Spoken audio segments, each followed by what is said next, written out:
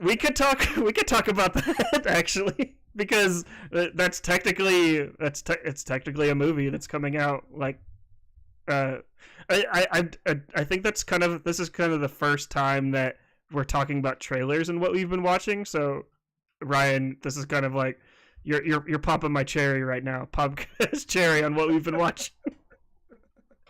But yeah, that Mario trailer. That Mario trailer. Would it like that's insane. Like Well, I'm here's the thing.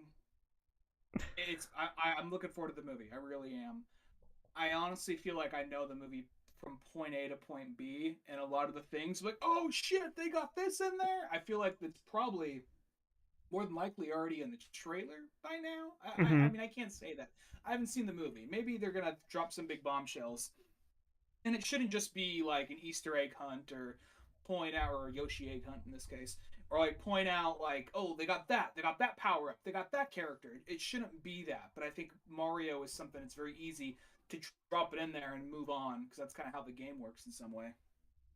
Yeah, I think Nintendo is definitely learning a lot from Sega, like what they're doing with Sonic, and they're it's kind of like what it's you said a lot on Old Man Orange, like Sega does what Nintendo don't. Like, well, the Nintendo is doing what Sega already did and stuff like that. So I I don't know. I think it looks perfectly fine. Like Illumination is really great. Is like I know you're not a big fan of like the Minions movies and Despicable Me, but like those movies have always shown like really a big technical promise. Like when it comes to digital animation, and they're really. I think they're really like all they're kind of showing their muscles on like what they can do there. I don't know. I'm super excited about it. But let's talk about the elephant in the room. Chris Pratt as Mario is Well, I'll be 100% honest. Going off the Illumination thing, not to stay on that too long. I yeah. don't hate Illumination. I hate the Minions, but like the first Despicable Me, I thought was good. And there's been another like um, Illumination movie I saw here or there. It was like, oh, that was all right, you know. But I think with Mario, they got people our age working on that movie, and it shows. And I think they actually give a shit rather than it's being one or two people's vision. Like, all right, let's make this thing happen. You got a bunch of people working on it who really know the stuff and they're trying everything I think they also don't want to be the people who fucked up the Mario movie for the second time. No, no wrong. I love the original Mario movie unironically. I know it's flawed, but I genuinely love that movie for different reasons. But however, I understand that they don't want to be viewed as the people who fucked it up again. So I Mm-hmm. think they're going all in and making it look as good as it can. Now, Chris Pratt though, Chris Pratt, he's by zero means my first choice, but at the exact same time, I kind of get why they did not go Charles Martinet. I know Charles Martinet can do more voices than Mario, but I mean, like it's a me, man. That get old after a while. Mm-hmm. When I think Mario, I almost imagine kind of like pre Charles Martinet, like back in the even though the show wasn't that good, but Super Mario Super Show, or even the Mario Brothers movie with Bob Hoskins, where he's a tough guy from Brooklyn, but he's got a heart of gold. That's kind of what comes to mind when I hear Mario. When I Mm-hmm. think of how Mario sounds. Yeah, I understand why Charles Martinet is not in it too, just because like it's like a marketing thing because people know who Chris Pratt is, and they're like Nintendo's gonna want as many people to go see this movie as possible. More people are gonna want to go see a movie. Unfortunately, more people are gonna want to see like Chris Pratt as Mario as then because people know who Chris Pratt is. Not a lot of people know who Charles Martinet is, other than people like you and me. So it's like I understand like who they're appealing to, and listening to Chris Pratt in this final trailer, I don't really think he's like all that bad. I think he's like just average. To be honest, it's like it's not like it's like I know Twitter likes to make everything the worst thing possible, but it, he's gonna be fine. He's not. He's gonna say like 3 words. Well, I noticed people been saying like they're kind of like hiding his voice in this trailer. I'm like, no, I don't think they're hiding his voice. I think he's talking about it as much as any main character does throughout like any movie trailer that comes to mind, to me at least. Like there's a lot happening. So and like something about it is going back to the movie itself. I mean, you can tell he's kind of putting on like a little bit of a Brooklyn accent, which is good, but it's not nothing amazing. But I mean, I'm not looking to be wowed by like a Mario voice. I'm looking to be taken back to like like I'll say I'm looking to be taken back to my childhood and also see some of the more updated newer games too, which would be kind of cool.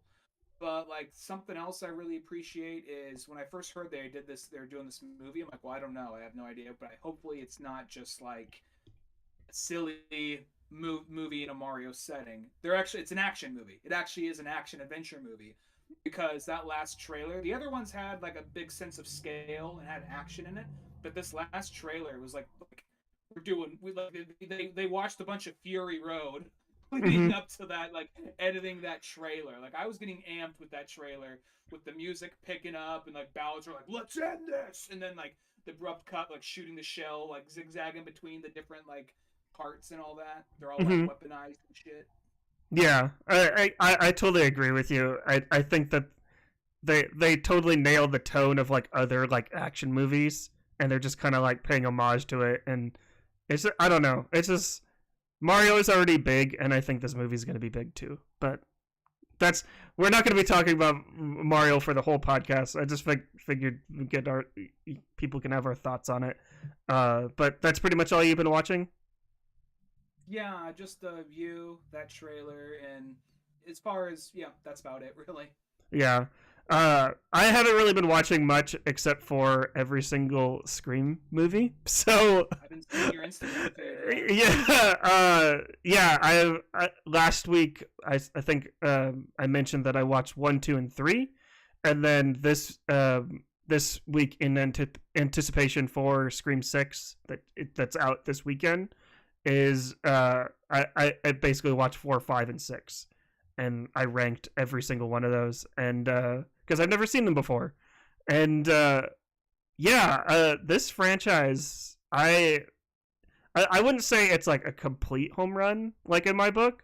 Like there's a lot of movies that I definitely like more than others, but I was totally surprised by pretty much every single movie like in this franchise, and I generally had a good time. And uh, I I will be on the Afternoon Tunes podcast tonight at 6 o'clock p.m. Central Standard Time, talking about Scream 6. But yeah, it's the Scream franchise. If you haven't watched it, I highly recommend it. So, have you seen it, Ryan? I've only seen the first one. Mhm. I'm not. The thing is, I'm not big on slasher films. I mean, there's certain slasher films I like, but I'm not really. It's not my favorite genre. But I'd be willing to check out Scream because I know the impact it's made on horror, the horror genre itself. I also think it's kind of I'll say it does feel kind of. It's always kind of like a good feeling. I think when like there's a franchise that's kind of, whether it be like a show or a movie franchise that you known about, but you never really went and checked out. And you go later and check, oh my god, I love this. So you have all this stuff that it's kind of like seeing, like because for like after a while you've seen everything, like oh this other thing over here, and you finally check it out, like oh I've been sleeping on this whole time, but you're almost kind of glad that you can still be surprised by something. Yeah, I totally agree with you about. I mentioned this on my Letterboxd review for pretty much every single Scream movie that I watched. Is is that uh, I liked the way they kind of like blended horror and comedy together, and the way that comedy kind of like builds onto the horror and makes it even more scarier. Because like for me, like I I don't usually like horror, and I don't usually like kind of run out to the theater to go see them. But like when it's done well, like I'll obviously run out and go see it. But like when like the movie is kind of like easing me in with like the comedy, and I'm like getting comfortable with it, and then all of a sudden here comes a jump scare. I think that's a really effective scare. That's like using jump scares like to its uh I know everyone hates jump scares, but that's adding comedy to it. That's where it kind of like uh that's where it benefits, like the jump scare. like I hate jump scares too. I think every horror film is entitled to like 2 or 3 jump scares. But when it was that period where it's like just every PG-13 horror movie, like from like and even some R-rated ones from like late 2000s to like 2016, it was like a jump scare. Like every movie was just constant jump scares. You know what I mean? It just got kind Hmm. of old after a while. And I like horror. I'm just not really big on slasher films, but there are other slasher films I like. And I think sometimes the thing, like you said, the things that kind of gave me willing to give more of a chance to horror was actually Shaun of the Dead, because that is a horror film. And then you want, well, let me actually check out what the real, like the real thing, like Night of the Living Dead, Dawn of the Dead. Now let me go check out this over, and then just Evil Dead 2 is a horror comedy, and that going, oh, let me check out this over here, so kind of I thought horror comedy is always kind of a good way to get people in the door to check out horror itself. Yeah, and I think what probably like this happens a lot more in the earlier films, like the later films, they get a little bit more serious.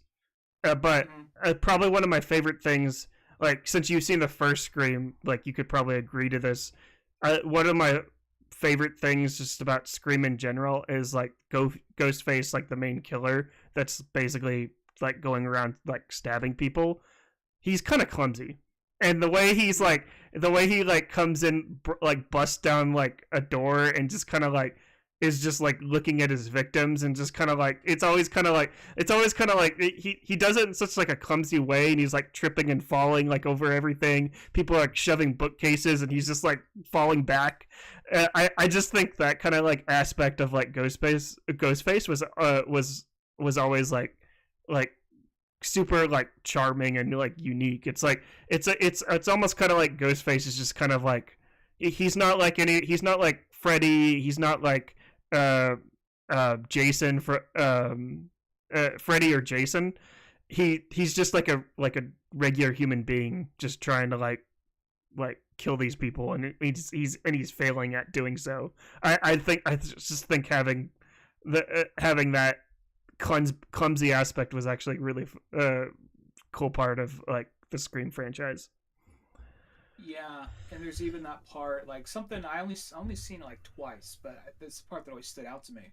There's a part in the first Scream where I think she was already attacked by Ghostface and got away, and then it's going around the school and everyone's making fun of her and saying, "Oh yeah, whatever, your mom killed herself or whatever." And then Ghostface approaches her in the bathroom and attacks her in the school, but we don't really know for a solid fact if that was one of the two, Ghostface that actually was a killer, or if that was just some dickhead kid playing a prank on her. We don't really entirely know. I haven't seen the movie in a long time, but that was something that kind of like that was interesting. Like we don't really know if that was an actual kill attempt or just some dickhead fucking with her. Yeah, and that's another aspect that you just said right there that Scream does, is that it's horror, it's comedy, but it's also a detective film where the audience is trying to figure out who Ghostface is, and also the characters as well, and that's like that keeps people engaged. It keeps people engaged with the film. But yeah, that's pretty much all I've been watching besides Winter Sleep. The Scream franchise. Everyone should go check it out. You can check out all of those. You can check out every single one of those movies on Paramount Plus. And then Ryan's pick, you can watch on Netflix. Am I? Yeah, Netflix. Yeah. Um, but uh, but that's pretty much what we've been watching. Let's get into our featured review with Winter Sleep. And then pause for a dramatic effect. Okay. All right. That was a trailer from Winter Sleep, a film directed by Nuri Ceylon. Nuri Ceylon. I think I said that correctly. Uh, I'm always gonna butcher these, especially butcher these foreign names. So please, in the comments down below, correct me. So I'm just gonna read like the plot here from IMDb. Um, Aiden, a former actor, owns a mountaintop hotel in Cappadocia, as well as several properties which he rents out to local tenants. He leads a more idyllic life than most people around him in the region. Educated and wealthy, he spends his time writing columns for a local newspaper and researching the history of Turkish theater, of which he hopes to write a book someday. Ryan, what did you think of Winter Sleep? Well, I'll be 100% honest. I liked it. I didn't love it. I liked it. Um, we were talking about it did not feel like a short movie, but it did not feel like 3 hours and 15 minutes, if I have to be honest. Now, granted, I didn't watch it all in one go. I watched it like in two goes, so that probably helped. To be fair, though, even though I liked it, there's no reason this needs to be 3 hours and 15 minutes. I feel like we could have got to the point a little quicker for what does happen in the movie. Now maybe I'm just like an uneducated swine or something like that. Maybe the main character Aiden would look down on me. I mean, definitely. Let me look around this office for those who watch the video feed.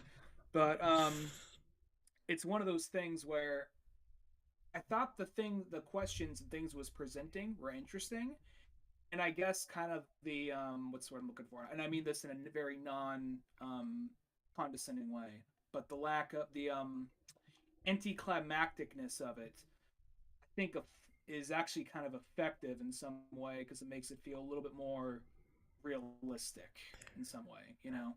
I like that you said that because I think you hit the nail right on the head, and I mentioned this in my Letterboxd review.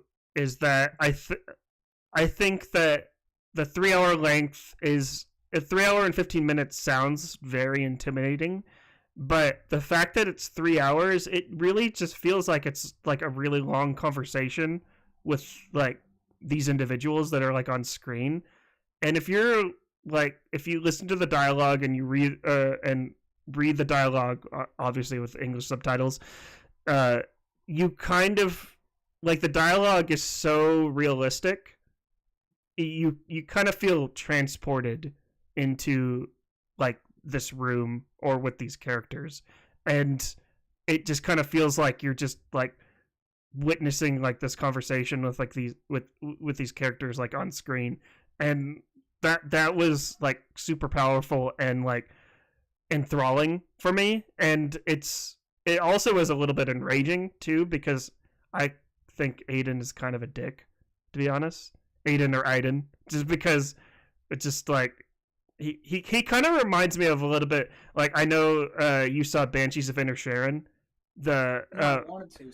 Spencer saw it. I Oh, wanted okay. to. I thought you said you saw it, but it kind of like this film kind of reminded me a little bit of like a film like that. How it's kind of like super quiet and really about just like these characters like talking like back and forth, and like basically like and with themes of like the different classes like rich and poor and stuff like that. Yeah, no, I guess that's part of the thing with the movie because I mean, here's the thing. I say maybe to understand some things better or like appreciate it more, I might need to watch it again, but I'm not going to watch it again. 3 hours and 15 minutes. But at the same time, it sounds like I didn't like it. I actually liked it. I did, but it's just something to the effect of like when you bring up the story, it's like a landlord and he's kind of a dick to his tenants and with focuses on the class struggle and the divide and all that. Mm-hmm. I'm thinking, well, he's clearly the main character. Maybe we're gonna see him interacting with different tenants and get different specters, or like see the how he approaches his tenants differently. But the thing about that is he doesn't. He doesn't really. There's only really one family we see him interact with a few times. The times he interacts with that family is very sparing, and then everything else is just kind of hearsay. And beyond that, it's just kind of watching him for the most of the time, him interacting with his family and his Mm-hmm. family calling him out on his shit. And there's even some things he was bringing up. Now, keep in mind, I'm by no means defending shitty tenants. I had one of the world's worst, not tenants, not shitty tenants, shitty landlords. I had one of the world's worst, one of the world's shittiest landlords. There was articles on my landlord. I'm not bullshitting. Now, Like so most keep in mind, landlords too. Like most landlords too, because all landlords are scum of the earth. So YouTube's gonna demonetize us, but whatever. YouTube's a wonderful thing. We love YouTube. Don't let us out, YouTube. No, but like it's I mean, no, literally, there's like 2 or 3 articles on my when I lived in San Francisco. There's 2 or 3 articles written about my landlord. So total piece of shit. But so keep in mind, I'm not trying to defend bad landlords. But at the same time, there are things he was saying within interpersonally of his family, not the way he treats his tenants, but interpersonally with his family. There are some things like I kind of see where he's coming from, but I also kind of see where they're coming from. And there was a little bit of this kind of like balancing act of like, well, who's right, who's wrong, and I didn't find myself hating the main character because the thing is, he seemed like a guy who was like even-tempered, calm. He wasn't like, you know, a guy with a bad hunch and a monocle, like, you know, boy, my what, you know, hitting him with a cane or some shit. He was an artist. He was an artist, like part-time or full-time, really. Yeah, like he was a guy whose he's wealthy, but his dreams of being an artist did not pan out. Being an actor did not pan out. He was a writer. He was intellectual. But like he wasn't like if he talked to people, he may have been kind of like when he was getting irritated, he may have been kind of shorter and dismissive. But he would never like, you know, he's like, my kid's really sorry. My kid's really sorry. Like, it's fine. Don't worry about it. Don't worry about it. Or there's like we're gonna pay you back for the window. You don't. There's no rush for the window. I mean, yeah, you're gonna have to pay back for the window, but it's not a big long rush for it. So don't worry about it. You know what I mean. So there are things kind of like there are some things he does that are really dickish, but he's not like. He never came across as the worst guy, but he also never came across as the best guy either. Yeah, and I think what one of the important things that I got from this film too is that it's I know it's really popular on social media to like cancel people and like say people are like horrible human beings for like doing certain things, but like what this film kind of illustrates like kind of perfectly is like walk a mile in someone's shoes to see like how they live. Like when he like when like the family with the boy that like broke the window, like he was like constantly like judging the family, like in the beginning of the film where like like those like his tenants are like destroying destroying his place, and like they live in like such a horrible like living situation. Like they live like all messy and they're like an eyesore. But but once he started to get to know them, he realized like, oh, they're actually like decent human beings. Like when like towards the end of the film, like when he went over to like talk to them, he like they were like offering him tea and like just making sure he was as comfortable as possible. And it's like one of those things that's like if you walk a mile in someone's shoes, then then you start knowing their perspective instead of like constantly like judging them without actually seeing how they live the world. Yeah, and this kind of it's going to link back around to what you were just saying, but it's also kind of like once again, I'm not trying to like if you give me a side like the tenant or the landlord, I'm always going to choose the side of the tenant. But at the same time, this majority of the time, at the same time, even though like it did have kind of like the main character is kind of like almost the main antagonist of the movie, but there's also one little other aspect. There's the father of the kid, because we keep referring to the family. The family has the family that are the tenants. There's a little kid. There's a grandma.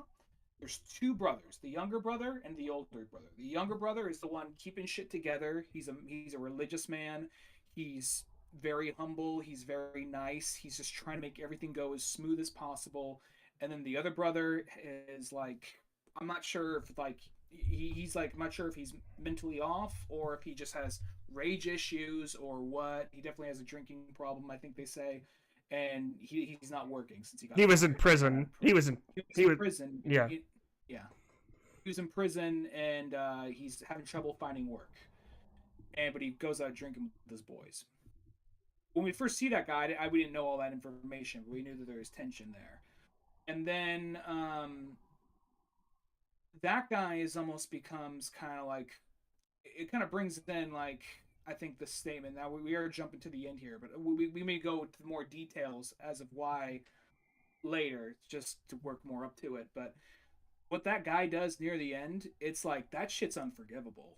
That shit is just Mm-hmm. flat out fucking unforgivable for the whole situation. So sometimes it's like you could be on the right side of things, but if you're not willing to like take the hand or to help out, like, or help, be willing to push your pride aside, you're just fucking everyone else over. So like that guy, I was like, I hated that guy so much by that point in the movie. Like, Ari might like because at some point they're like, I guess one thing that I've been stammering long enough. You get the idea. Well, no, I'll let you talk.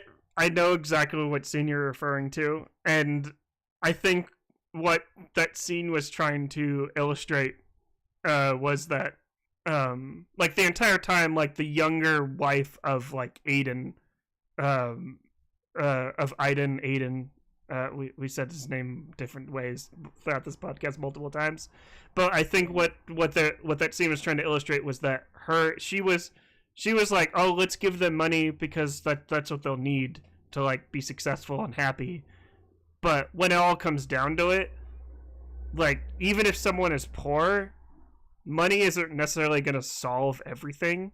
Like yeah, it's definitely going to help, but the fact that that like this woman thought like all this money was gonna like help them, like yeah it would have, but obviously that they were perfectly happy, like because like when she walked through those doors, like they were the ones that greeted them, and they they renovated like the apartment, and just kind of like they're living amongst their means, within their means.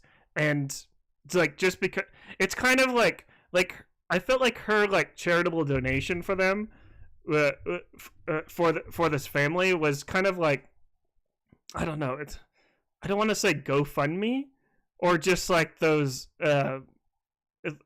celebrities that kind of feel like, hey, I feel like doing good in the world, so I'm just gonna like here's $100, and I'm like, I don't think like yeah, thanks for the $100, but I got other issues like going on that money isn't gonna like help with that, help with the problem. I understand the throwing.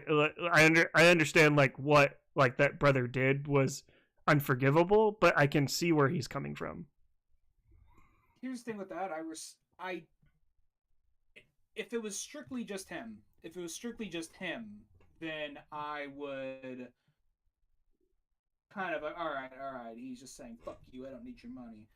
And what you just brought up, that's a good point. But they show that they're in squalor, and they showed they've been having trouble paying the rent. They showed, and they gave them enough money. They said this is enough to buy a house. So with that, they could even go somewhere else if they wanted to, or at least get help, use that to live off of to get by. And I'm not saying like we should rely on charity for all means, but the idea that the younger brother who was working and keeping everything together was like so happy. He was just so happy they got that money. Like, oh my god, thank you so much, thank you so much. Oh, I can't believe, And then this fucking dipshit just staggers in like, oh really, And then like that's money that could have helped the whole family. I mean, that wouldn't fix everything, but it would definitely help. Like the grandma was cold. They didn't have a TV. They didn't have a fridge. There's all these things they just didn't have that were taken because they couldn't pay the rent on time.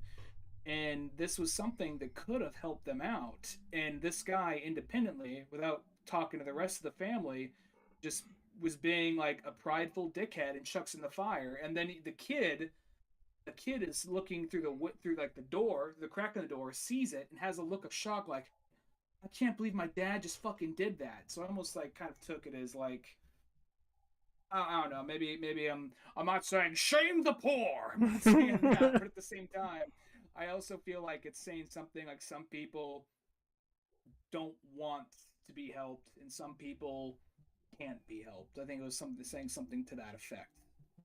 Yeah, I agree with that, and a lot of it's kind of like not saying like these people are homeless, but you kind of get the same situation like in real life with like homeless people that like if you when they're asking for money and I give them like $1 and they're like, oh, I don't want that, and they're like, well, it's it I don't know, it's kind of like one of those things like not being grateful for like what uh for what's being given to them.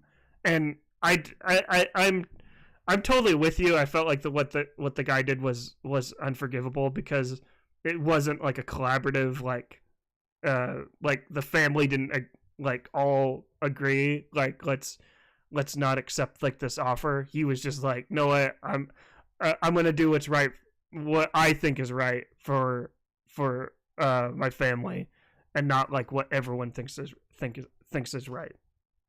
And seeing as that guy didn't have a job and he was out drinking, I'm like, who the fuck are you to make that call? That's kind of my thing with that character. And also, just like the idea of like the kid had this look on his face, like, Dad, they took our fridge, they took our TV, they took my fucking Bakugan cards or whatever. Come the fuck Mm-hmm. on. He was wearing like a Bakugan shirt like 2 or 3 times I saw. So Mm-hmm. I don't know anything about it. I just saw like, oh, okay, it's one of those. So I've heard of it. interesting. I've heard of it. I just don't know anything about it. But I don't know anything. I know it's a Pokemon ripoff. That's all I know about. I just saw he was wearing it like 2 or 3 times. Like, oh, I wonder if there's like a brand deal with this, but with this art house movie. But but the thing is though, it was just one of those things. Like, we're spending a lot of time on this part because I think that is probably the part with the most conflict in the movie. mm-hmm. Because ultimately it is just kind of a very like the cinematography is beautiful. There's like a lot of beautiful cinematography, but there's one camera shot that really impressed me, and I'm sure if I looked long enough, there'd be other ones that were fantastic. But there's the shot where we kind of like the camera, like after the kid throws a rock at the car and cracks the window, we're looking at like the kid running off into the around the corner, and then the assistant grabbing the kid and dragging him back, and then it zooms out. We realize, oh, we were watching that through the cracked window.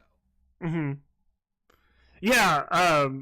There's that shot, and then there's a shot like towards the beginning of like of the film where it's showing Aiden. It's showing a shot of Aiden's like back of the head, and it's kind of like going zooming into the back of his head, and it's almost kind of like the film, like it's almost kind of like Nuri was kind of like showing the audience like from this point on, this is Aiden's kind of like perspective on how he sees the world, and really like like that's it's basically true that we are kind of like seeing like the like Aiden is really like the main character kind of like going throughout this like going throughout this entire like film, because you're seeing like his like who he how he kind of sees the world and how he kind of like sees like the people around them and how he judges them like based on that. Yeah, and going back to Aiden, I think one of the other things is because you hear on paper, you hear about this guy, like, well, I don't want to watch a movie about some rich asshole that's making the lives of other people miserable. But then there's the small little things, like I couldn't at the top moment I couldn't think of anything, but there's like the moment like when the kid hits the car with the rock, and then they go and they grab the kid. The kid slipped and fell in the water, and I didn't check the kid like, are you hurt? Are you bruised up or anything? Like, all right, well let's just get you home. He's not like the assistant. It's all like, you little fucker, but Aiden's like kind of like, don't man, don't just it's just a window. We'll get him home and we'll tell him what happened. He's not a guy who's looking for conflict. And there's even that point of like, he might seem kind of cowardly, but then as the movie goes on, because there's that part where he's like, you talk to him, I'm gonna wait back here, and as someone goes on like, oh no, it's not that he's maybe he's a little cowardly, but it's not that he's super cowardly. It's just like he knows this guy's a crazy asshole. And he doesn't want to put up with his bullshit. At that moment, we understand why the dad's like that. But as it goes on, like, oh no, he's way more fucked up. Mm-hmm. And uh, I think that like with the kid like throwing the rock at the window and breaking it, that's like the kid kind of lashing out, like saying like he hates like this, saying he hates this guy, and like how like villainizing Aiden, even though what I like about like what Aiden says like later in this film, he's not necessarily like the bad guy. Like he doesn't like he doesn't want like it's really like the like collections that are coming after like this family for like not paying rent and stuff like that. Aiden is basically like the middleman where he's just owns this property, and like the company that like he doesn't know what they're doing. Like I believe he actually says that like later in the film. Like I like he has no ill will. He doesn't hate like these people at all. Like he doesn't know like what's going on. But like that's like the thing. Like I don't want to get into like a huge like tangent about like how landlords are just like just terrible human beings, and just like the whole concept of like housing in like a capitalist system is just inhumane. But the fact that I didn't even know like what was going on like before like all this is troubling. That's why that was kind of enraging for me, like watching this film, just like seeing like all of like whenever I see like capitalism just presented horribly on screen, and how I know this is, and like it's just another example that capitalism is just like it doesn't suit everyone. uh I don't know, it just enraged me. Yeah, and that was the thing right there, because that's probably the number one thing that makes him, I guess, a little more of his own antagonist, or at least the antagonist of this movie, because like on a social, personal level, he's fine. I mean, he can be kind of a dismissive dick to some people, but he's not like the worst person, and he offers people, like even after the kid like threw a rock and fell over down like some rocks, he wasn't yelling at the kid. He's making sure the kid was okay. Mm-hmm. And even the family, he says like, you guys got to pay me for the window, but it's not like, not a, you don't there's not a rush. It is expensive, but it's not a rush. We'll worry about it later. But the thing is the fact that he's so kind of like, he separates himself. There is something he could do about it. He probably could even go to the debt collectors, like, just hold off him this week, or we don't need the money right away. But there's something there's multiple things he could do. But he's just like, what do you want me to do about it? Like, he's kind of like not taking responsibility for what they're doing, and it's like he's like one of the only people in this town that's doing really good because he owns most of the property. So, or at least owns a lot of property. Maybe not most of it, but a lot of property. So it's just one of those things of kind of like, once again, I did not hate the main character, but I kind of understand why everyone else did. And I just think it's kind of an interesting, it's more than anything, just a very interesting character study on him. Now, because I do think it's interesting when like his family starts calling him out. But the thing that makes that interesting to me is once again, maybe it's a 3 hour movie, so I don't remember every bit of dialogue. So maybe some of the things escaped me, and maybe there's a moment where I like a sentence or two got by me in reading the subtitles. But in like a lot of personal aspects, like he seems like he's kind of like at home. He doesn't seem like he's entirely the bad guy. He seems like there's just kind of like miscommunication. Like maybe he's a little like full of himself. But like the sister is like, what do you really do? You do this, you do that, you tax all these people. Like, all right, well, what the fuck do? You sit on my couch all day and interrupt me while I write my fucking book. What do you fucking do? I'm Mm-hmm. sorry. When was the last time you had a job? When was the last time you paid rent? I never stopped having a job. Okay. Yeah, sure. I'm not in the coal mines, but at least I'm working one way or the other. And then like there's his. Initially, I'm not gonna lie, I thought that the wife was his daughter for a minute, and then through context in the conversation, like, oh, that's his wife. Oh, that's a big age difference. This shit's not gonna end well. Yeah, it's And the age difference is what really caught me off guard, just because I don't know. I'm just like it made me. This is the reason why I didn't like Aiden all that much, just because. It wasn't a good part of him. No. No, because like he basically there's two wives like in this film. From what I gathered, was there The was other this lady was his ex-wife. sister. Yeah, the other lady was a sister. I thought it was ex-wife. I think Nekla was his sister. Yeah. Okay. Yeah, we can cut that part out. Maybe I'm wrong. I might be wrong. Uh. Yeah. Hold on. We could cut this part out. Sorry. I might be wrong, so we can check. Just on the live stream, people can watch us being idiots together. Yeah, Nekla, recently divorced sister. Okay. Yeah. Oh wait. Yeah, okay. Yeah. Okay. Rewind, and then we'll pick up where we left off. Um. So. Yeah.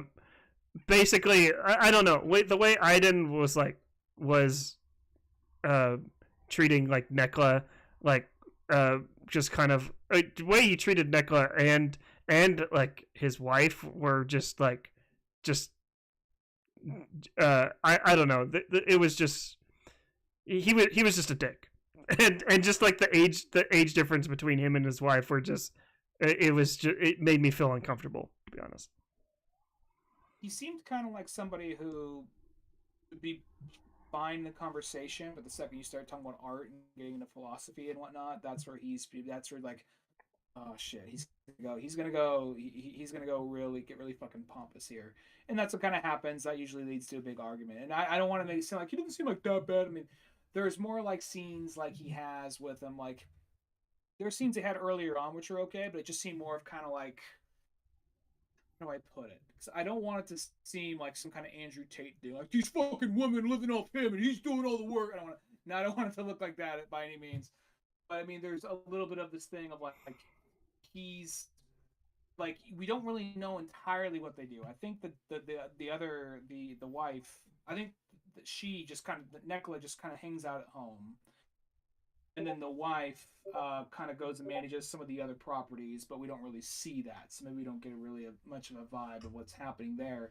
But she's all kind of altruistic, and she wants to make the world a better place, but she's with this curmudgeon old, like, pompous old man, and I that doesn't really help his personality. I think because it just shows maybe he wanted someone who is easier to control or would not maybe challenge him. I'm now putting that together at this moment. Maybe he wanted someone who, yeah, she's hot, but she's not gonna like push back. I'm fucking loaded. What's she gonna do? We got married, because she was like late 20s, early 30s. So that means they probably got married when she was in her like mid to early 20s. Right. Yeah. I don't know. It just was It's super weird. uncomfortable. It's uncomfortable. Yeah. Yeah, but I don't know. Like, I wouldn't necessarily say like I liked this film. I just thought it was, I think, enthralling and kind of, and is a perfect way to describe it. Just because, like I said, like this film is long, but like I kind of felt myself kind of like checking my phone like every now and then. But every single time I was disengaged and I would like look up to like read dialogue, or like I heard something that was going on, like I started getting like invested like back into like this world, and like um it it's it was very easy to kind of like jump back in, like to kind of like go in and out. Well, I think like the one-on-one conversations they would have were really well written, Mm-hmm. because even though it's like another language and you're reading it, and there's always some little form of disconnect on, like, just like between, because you can't always pick up on all the nuances of the performance if it's another language, but I was still able to kind of get, I feel like, majority of that. And that is where I think the movie does really good. And I honestly think this would be like I think I'd like the movie a lot more if this was just like a 2-hour movie. Now I'm sure the director would be like, blasphemy, and like, no, but like, But at the same time, like I just the director. I'm just thinking like if the director like heard you say that, he'll be throws a like, beret in the air. Like, how could you? he'd be like, you stupid Batman lover, like you don't understand the nuance of winter's sleep. Yeah, I guess I don't. Well, maybe it might be also more of like a cultural thing. There might be more. We were able to pick up on the the thing about generational divide as well as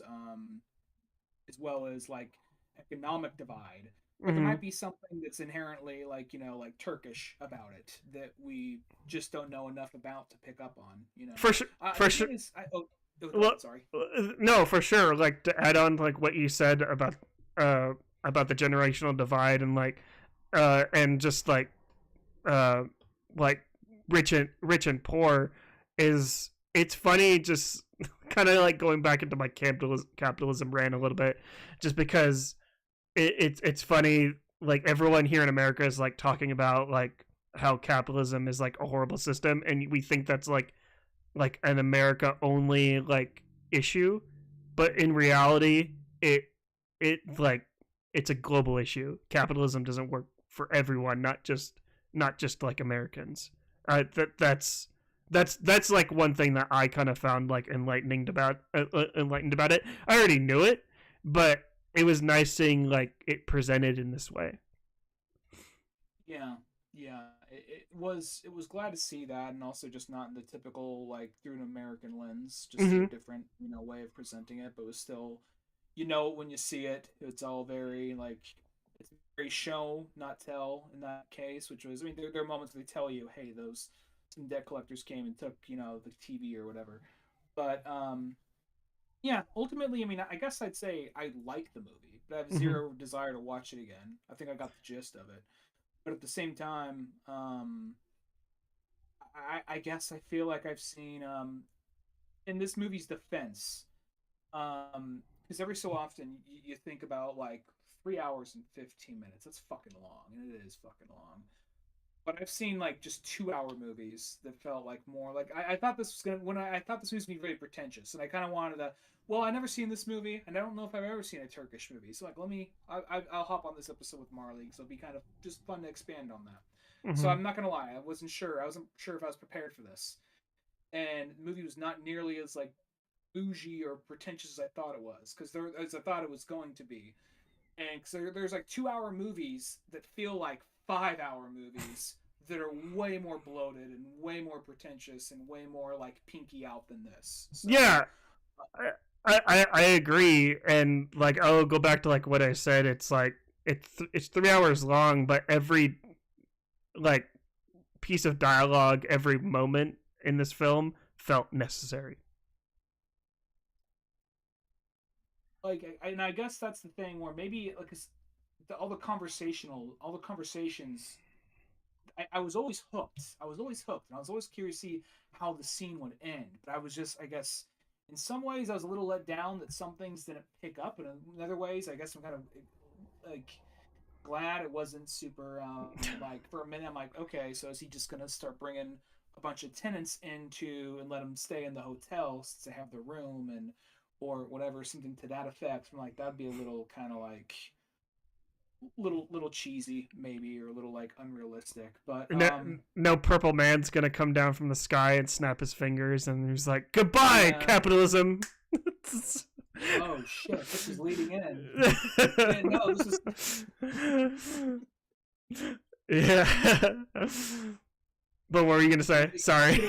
maybe no, there's a didn't stay around for the post credit scene. That very well could have happened, so. It's Thanos will return. No, I'm just kidding. I'm wondering if like just yeah. I'm just thinking about that like Aiden will return. No. I yeah, no. But in all seriousness, this film was really well made, and little fun facts that I want to throw out there.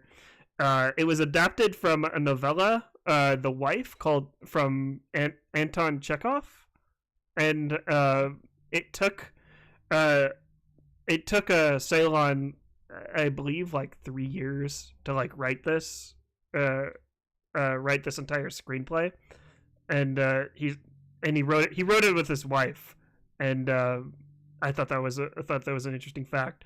This film also won the Palme d'Or. That's one of the higher awards at Cannes, and and that it won that award in 2014. And yeah, other than that, those are the little fun facts that I had for that. But so and I enjoyed it. I wasn't in love with it, but I wasn't expecting to be in love with it, so I enjoyed it. And I just thought it was an interesting character study on this guy who's not the best person, but he's also not the worst person. But it's also, you do see him kind of change a little bit. I mean, by the end, he lets that horse go that he really wanted badly, and he keeps procrastinating on the book, and it implies that he's maybe going to fix things with his wife, possibly. Who knows? Mm-hmm. Yeah.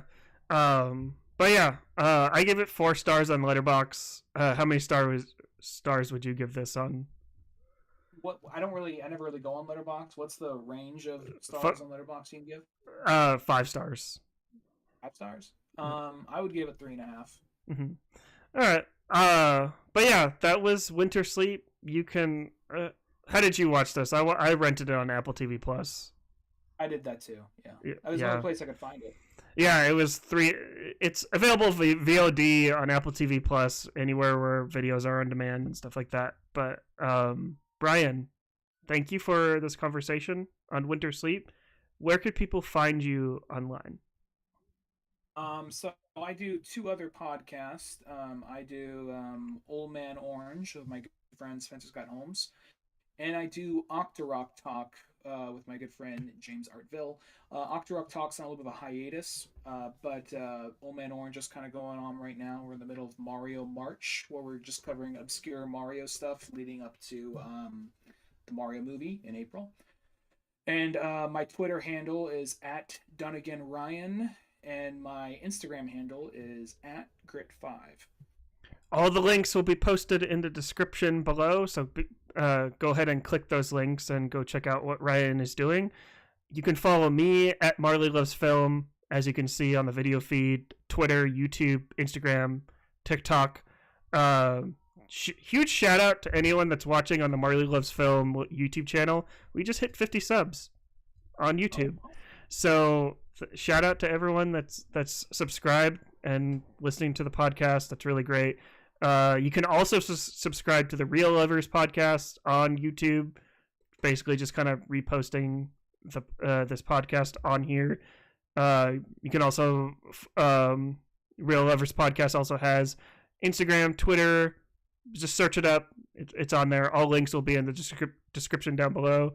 Stay tuned here in a few minutes to figure out what we're going to be talking about next week on the Letterboxd Top 250 series that we are doing.